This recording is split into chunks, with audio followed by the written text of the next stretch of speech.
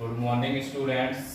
आज हम क्लास को आगे बढ़ाते हैं और आशा करते हैं कि आप सभी स्वस्थ होंगे।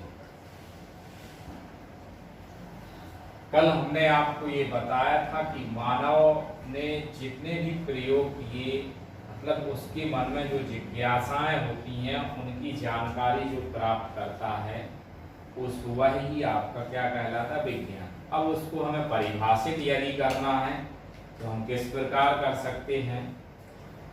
मानव द्वारा लिए गए प्रेक्षणों, मानव द्वारा लिए गए प्रेक्षणों तथा प्रयोगों द्वारा प्राप्त ज्ञान के सुव्यवस्थित संगठन मतलब ऑर्गेनाइजेशन को ही विज्ञान अर्थात साइंस कहते हैं।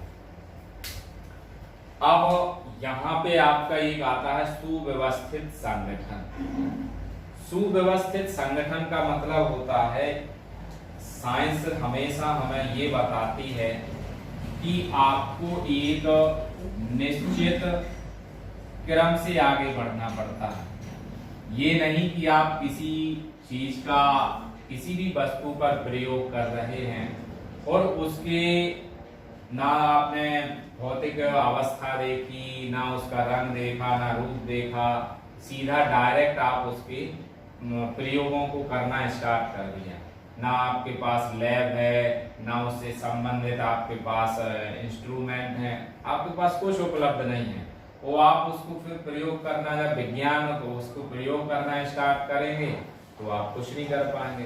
तो इसका मतलब है कि एक सुव्यवस्थित संगठन, जैसे हमारे यहाँ कुछ भी कार्यक्रम होता है तो उस कार्यक्रम का भी एक निश्चित प्रारूप होता है हमारे पास कि पहले हम सामान हमें खरीदना है, कितने हमारे पास मेहमान आएंगे तो कितना हमारा खाना बनना चाहिए, फिर कहाँ कहाँ से हमें कौन क्या डेकोरेशन करनी है, मेहमान कहाँ रहेंगे और अदर चीजें हमारी कहाँ रखी जाएंगी। तो ये सब आप क्या करते हैं, एक व्यवस्था बनाते हैं।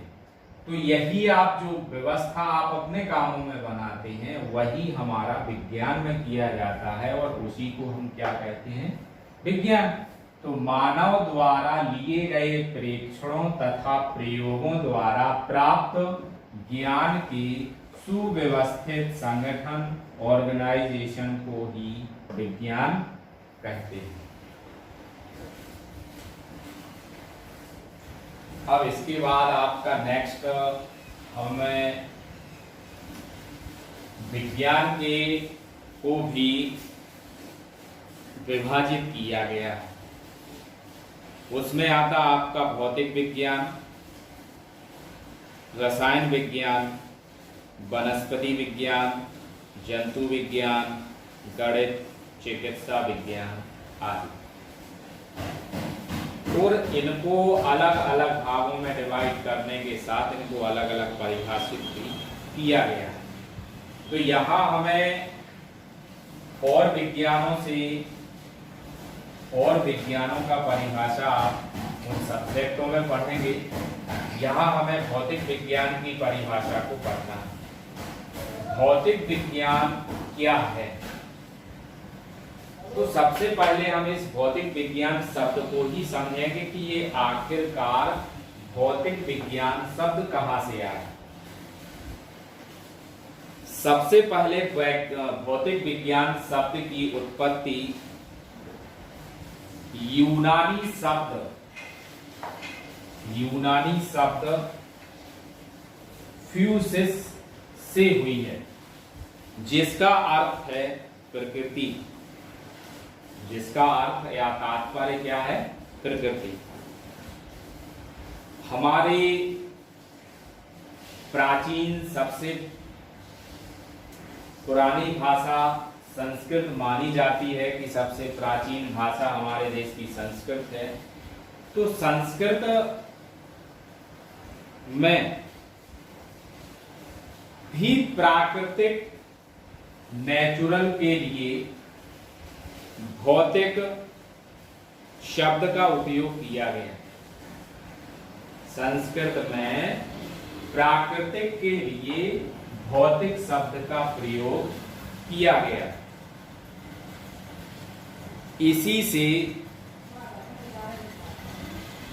भौतिकी या भौतिक विज्ञान शब्द की उत्पत्ति होती है। अब इसके आधार पे हम परिभाषा समझते हैं। भौतिक विज्ञान विज्ञान की वह शाखा है जिसके अंतर्गत प्रकृति और उसके नियमों का अध्ययन किया जाता है। भौतिक विज्ञान की परिभाषा क्या है? भौतिक विज्ञान विज्ञान की वह शाखा है जिसके अंतर्गत प्रकृति और उसके नियमों का अध्ययन किया जाता है, जिसको हम इंग्लिश में परिभाषित भी कर सकते हैं। Physics is the branch of science. Physics is the branch of science which deals with the study of nature and natural phenomena। Deal spelling आपकी है डील्स, DEALS। डील्स नेचर मतलब प्रकृति, फेनोमेना मतलब प्राकृतिक अध्ययन।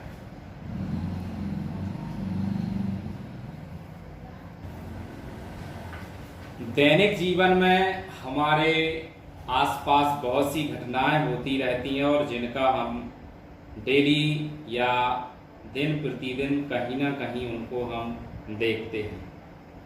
जैसे वर्षा के दिनों में इंद्रधनुष का बनना, नियमित रूप से सूर्य का उदय होना, अस्त होना, मौसम का परिवर्तन अर्थात सर्दी आना, गर्मी आना, बरसात होना, बादलों का बनना, कोयले या चमकदार रंग तारों का टिमटिमाना, गैस के जलने पर ऊष्मा उत्पन्न होना, दिन के बाद रात, रात के बाद दिन होना, साबुन के बुलबुले का चमकदार रंग। मानव सदैव प्रकृति में होने वाली घटनाओं के बारे में जानने के लिए हमेशा जिज्ञासु होता है। इसी कारण प्राकृतिक घटनाओं की अनेक प्रकार से व्याख्या की गई है। आज प्रकृति में अनेक जटिलताएं सरल नियमों के अनुसार होती हुई प्रतीत होती है। जैसे चंद्र ग्रहण तथा सूर्य ग्रहण का होना। सूर्य ग्रहण होने का सरल नियम यह है कि जब चंद्रमा घूमता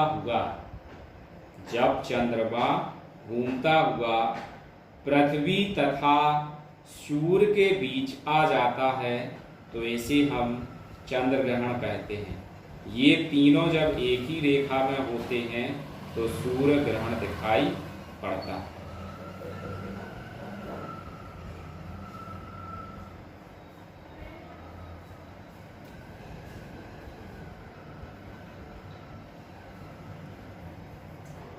अथवा में हम भौतिक विज्ञान की दूसरी परिभाषा देखते हैं।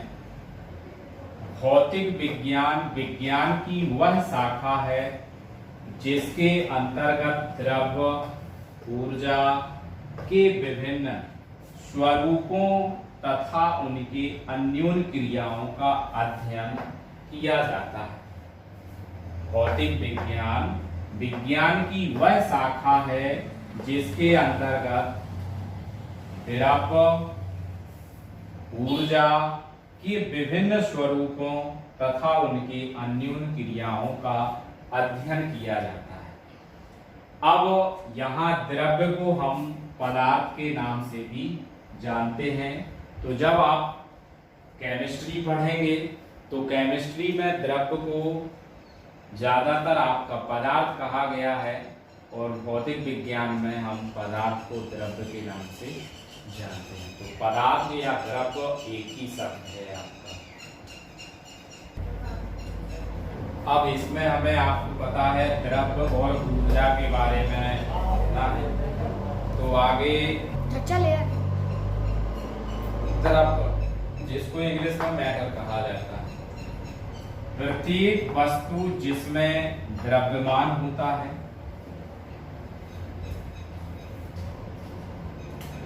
स्थान घेरती है तथा जिसका अनुभव प्रत्यक्ष अथवा अप्रत्यक्ष, प्रत्यक्ष का मतलब है जो कोई वस्तु हमारे सामने उपस्थित हो तो उसको हम प्रत्यक्ष का उपयोग कर शब्द का उपयोग करते हैं।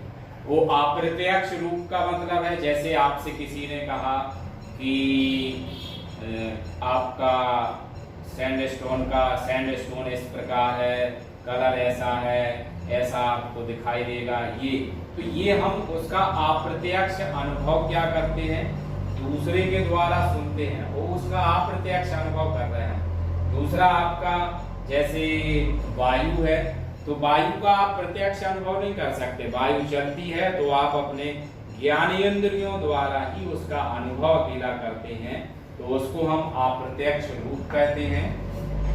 तो प्रत्येक वस्तु जिसमें द्रव्यमान होता है, स्थान घेरती है तथा जिसका अनुभव प्रत्यक्ष अथवा अप्रत्यक्ष रूप से ज्ञानेंद्रियों द्वारा किया जाता है, द्रव्य कहलाता है। एग्जाम्पल के रूप में हम ले सकते हैं पत्थर, लोहा, सोना, वायु, अणु, परमाणु, इलेक्ट्रॉन आदि।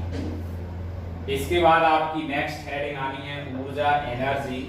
तो ऊर्जा की आप सभी परिभाषा जानते हैं और छोटी क्लासों में भी आपने इसकी परिभाषा पढ़ी है कि ऊर्जा वह भौतिक राशि है जिसमें कुछ कार्य करने की क्षमता है। ऊर्जा वह भौतिक राशि है जिसमें कुछ कार्य करने की क्षमता है। इंग्लिश में इसी को यदि हम कन्वर्ट करें, the capacity of doing work, the capacity of doing work is called energy. अर्थात बिना ऊर्जा के कोई कार्य नहीं किया जा सकता है। ऊर्जा समस्त ब्रह्मांड में विद्यमान है, लेकिन यह ना तो स्थान घेरती है और ना ही इसका द्रव्यमान होता है। ऊर्जा अनेक रूप में होती है, जैसे यांत्रिक ऊर्जा, प्रकाश ऊर्जा, विद्युत ऊर्जा, ऊष्मीय ऊर्जा, रासायनिक ऊर्जा, नाभिकीय ऊर्जा, पवन ऊर्जा, जल ऊर्जा आदि। अब वैज्ञानिक आइंस्टीन के अनुसार उन्होंने अपना मत दिया कि ऊर्जा हम किसे कहते हैं। तो आइंस्टीन के अनुसार ऊर्जा को द्रव्य में तथा द्रव्य को ऊर्जा में बदला जा सकता है। इसके लिए उन्होंने एक समीकरण भी दिया। यदि किसी द्रव्य का